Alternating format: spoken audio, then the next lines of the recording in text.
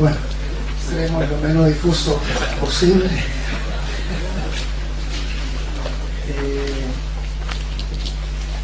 Vamos a hablar de las 4 patas de la mesa en la ciencia y la vida. Cuando le conté a alguna gente me dijeron, ¿de la mesa? Pero si no es un seminario de diseño, ni mucho menos. Bueno, vamos viendo a poco. Tenemos mesas de una pata que en realidad tienen un truco. Si lo vemos acá, porque tiene 3 patas abajo, ¿verdad? Entonces aparenta ser de una pata, y eso es porque una mesa no se sustenta en una pata, es imposible. La de 2 es otro truco, es lo que se llaman mesas de arrimo, porque van arrimadas a una pared y a veces incluso atornilladas a la pared, ya que tampoco una mesa se sostiene en 2 patas. La de 3, esa ya empieza a ser más autovalente, por así decirlo, pero también es bastante inestable. Cualquiera que se apoye en un lado u otro puede hacer tumbar la mesa. Y la más estable, obviamente, es la de 4 patas. ¿Qué tienen que ver las mesas con todo esto? La persona tiene, como regla general, 4 aspectos: lo físico, mental, emocional y lo que se suele llamar espiritual energético. Y del equilibrio de estos 4 aspectos depende la salud, tanto individual como colectiva, ya sea la salud de la familia, una institución o empresa. En psiconeuroinmunología, que es un campo teórico en el cual se considera que la parte psíquica, pensamientos y emociones, afectan al sistema neurológico, psiconeuro, y que es todo el cableado del cuerpo. Son como 72 kilómetros, me parece, que tenemos de cableado, como fibra óptica, por llamarlo de alguna manera, que tenemos en nuestro cuerpo. Y eso a su vez afecta al sistema inmunológico. Cuando eso se pierde, estamos expuestos a cualquier cosa. Una simple gripe se puede transformar en neumonía, y desde allí, bye bye, ¿ya? Esto ya se hablaba hace más de 3 siglos, pero todavía no se incorpora, especialmente en nuestro país. Estamos viendo la conexión que hay entre un aspecto y otro. Debajo está la parte de la física, que la física está en todo, está en biología, está en química, está en todo. Todo lo que hacemos tiene un concepto de física, porque si no hay realidad, no hay nada, no hay vida, digamos. Y la física, Descartes y Newton parten en los 1600, en esa época, hace más de 3 siglos. Y la cuántica hace más de un siglo. Y esta revoluciona a la física tradicional porque plantea que la ciencia es subjetiva, la realidad es subjetiva. Y ahí a los físicos tradicionales se le paran los pelos, obviamente. Y que el observador además modifica lo observado, es decir, la realidad no es autónoma a quienes está observando eso. Hay, por ejemplo, algunas investigaciones en partículas que están actuando cuando uno las mira, uno se va y dejan de actuar. Es como la mamá cuando sale y los cabros dejan de hacer la tarea, entonces se ponen al play o qué sé yo, viene la mamá, ya, viene la mamá, todos se ponen a hacer las tareas. Algo similar ocurre en el mundo de las partículas, ¿ya? Cuando uno observa, ocurre algo. Uno deja de observar, deja de ocurrir. El observador modifica lo observado. Es decir, no somos un mero espectador. Hay un poder interno que nos capacita para cambiar nuestro cuerpo, nuestro destino, nuestra vida. Miren la cara de preocupación de estos 2 famosos señores. El primero es Humberto Maturana, que fue nominado al Nobel por unas investigaciones que él estaba haciendo en MIT en esa época. Y el año 91, en el sentido del humano, dijo: no es cierto que los seres humanos somos seres racionales por excelencia. ¿Se acuerdan la mesa de una pata?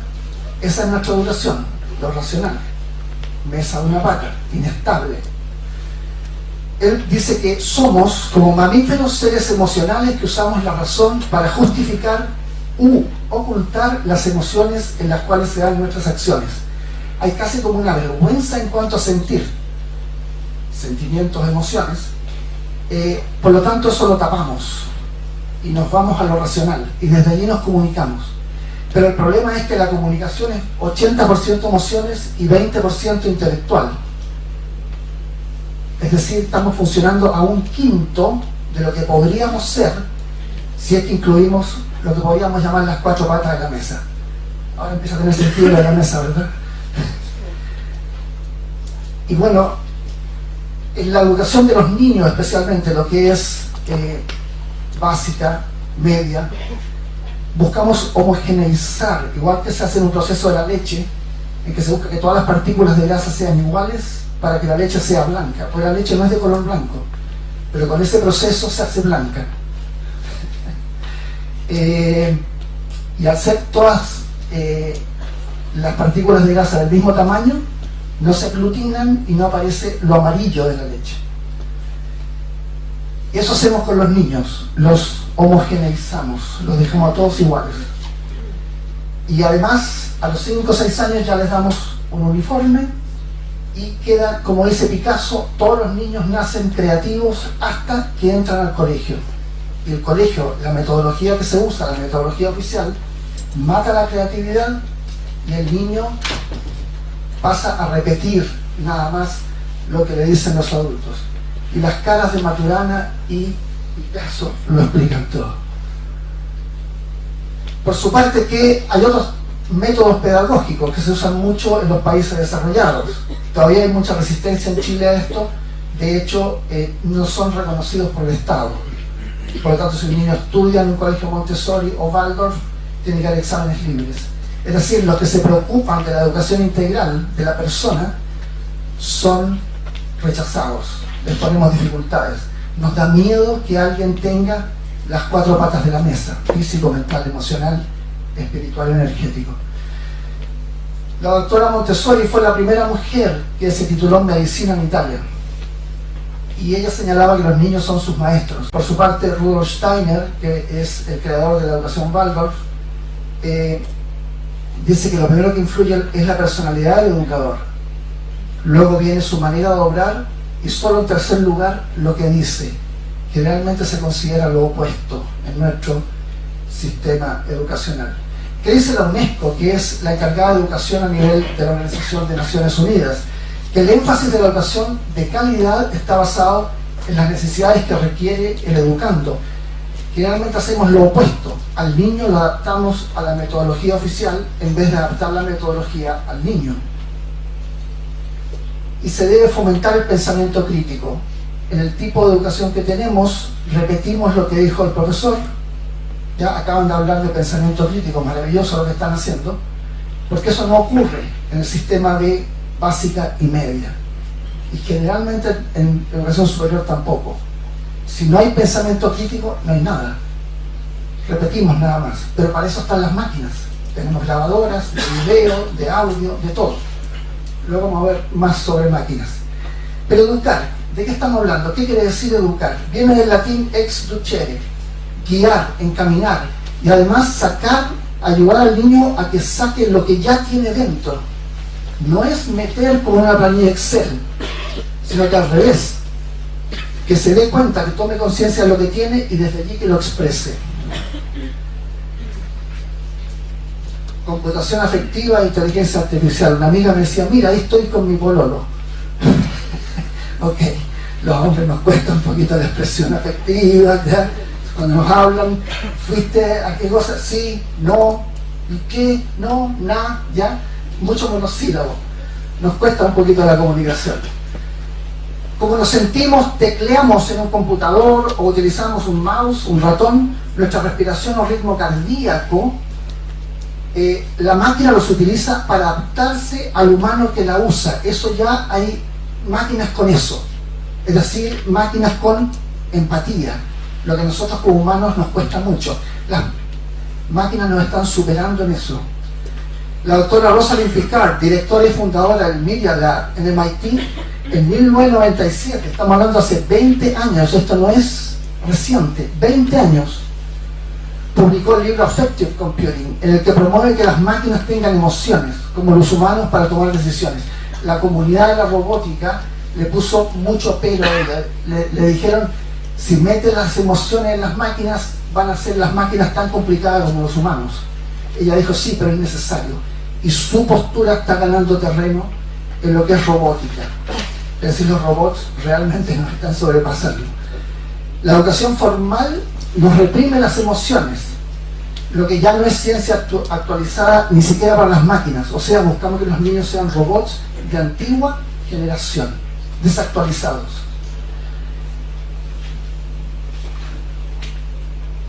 Hay un doctor, Tamaki Saito, un japonés, que habla, y él acuñó el término hikikomori, que también se les llama jóvenes invisibles, que es un tipo de agorafobia, es decir, el temor a los espacios abiertos, esa gente que no puede salir de su casa, están encerrados, pero llevado a un extremo, porque ellos no pueden ver a nadie, salvo por medios digitales. No pueden ver a alguien en persona, ni siquiera la madre que les lleva la comida. Están encerrados en su dormitorio, pueden pasar meses, años ahí. Se bañan una vez al mes, 2 veces al mes, tipo 3 de la mañana cuando están todos durmiendo, para no ver a nadie, ni siquiera a su familia. Hay más o menos 1.200.000 de estos jóvenes hikikomori en Japón. Es realmente una epidemia. Y se considera que es como una rebeldía a la autoridad de gran presión que se ejerce sobre los jóvenes en Japón. Para tener éxito hay una competencia brutal. Los niños salen del colegio, van a clases de piano, de violín, de esto, de lo otro. En los veranos van a campamentos de matemáticas. Nunca tienen tiempo para jugar. Es decir, la emoción reprimida al máximo. Y esto lo toman ellos, se está estudiando y se considera que es como un rechazo a eso. Es como un no juego, no participo, no estoy ni ahí. Y además el bullying que muchos de ellos pueden sufrir en el colegio, al no ir al colegio evitan el bullying. Sería otro factor. Algunos están bastante organizados en su dormitorio, como podemos ver, y otros no tanto. Es una rebelión en contra de todo tipo de autoridad. Y está bien rebelarse con la autoridad, pero dentro de un orden, ¿verdad? ¿Qué nos dicen? Contra toda autoridad, excepto mi mamá. Eso ya más entendible. Ahora, esto de estar integrados o no integrados, de comunicarnos emocionalmente o no, ¿qué ocurre? Que somos una especie social. Como especie somos sociales. No todas las especies lo son. Hay especies en las cuales cada uno anda por su lado. Cada vez nos parecemos más a eso, ¿verdad? Pero va en contra de nuestra naturaleza. Y esta especie social que interactúa de forma coordinada con otros miembros de su especie, llegando a formar un tipo de sociedad. Pese a que somos sociales, a la vez somos individuos. Jung hablaba de esto, el proceso de individuación, en que el individuo va tomando conciencia que aparte de pertenecer primero a su madre, que literalmente, biológicamente era parte de su madre, pero después nace la guaguita y no tiene conciencia los primeros años de que es un ser individual. Pero en la medida que va teniendo movilidad, en la medida que se puede desplazar y también cuando empieza la verbalización, toma conciencia de individualidad y cada vez más.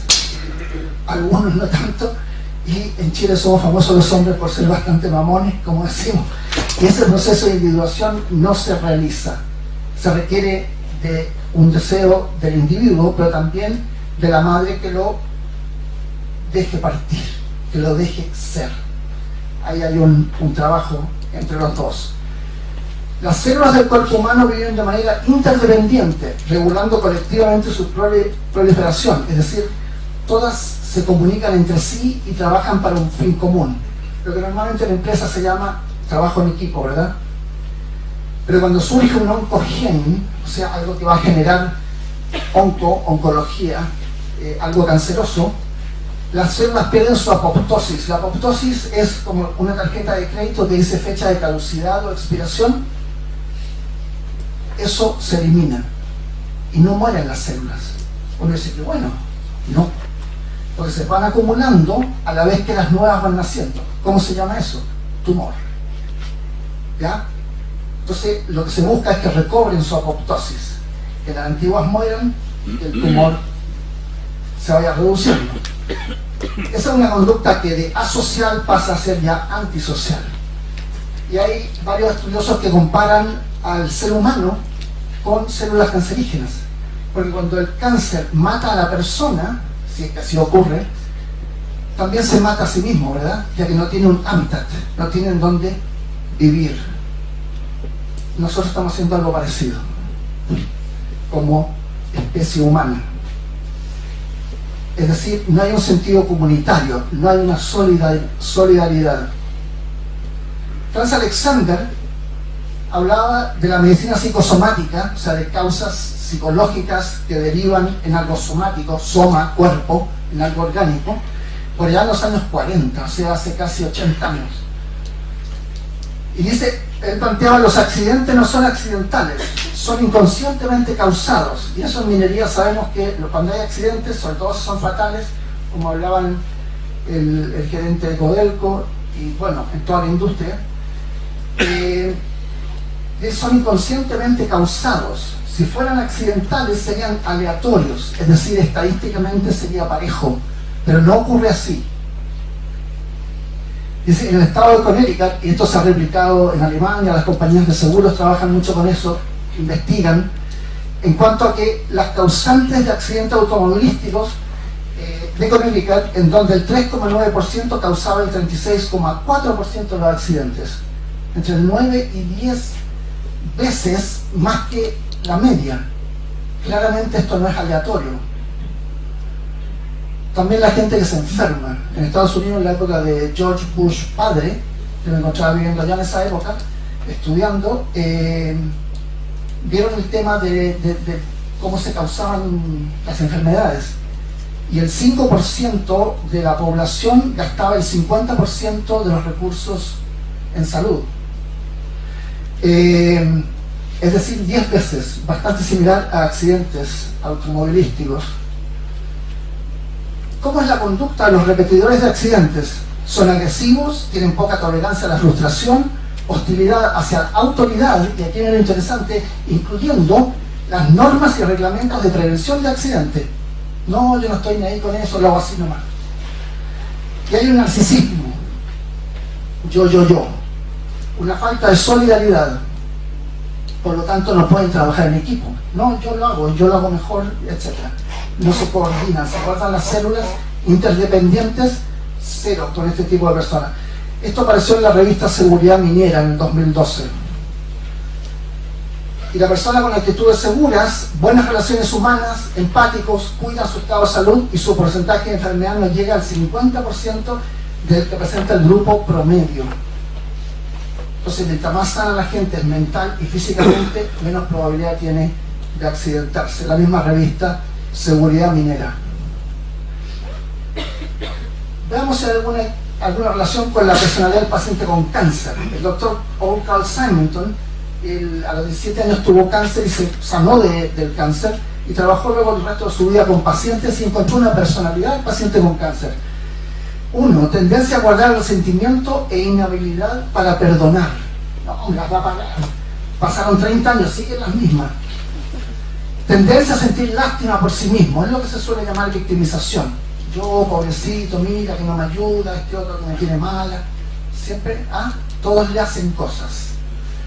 Baja habilidad a desarrollar y mantener relaciones significativas a largo plazo, claro, porque son agotadores.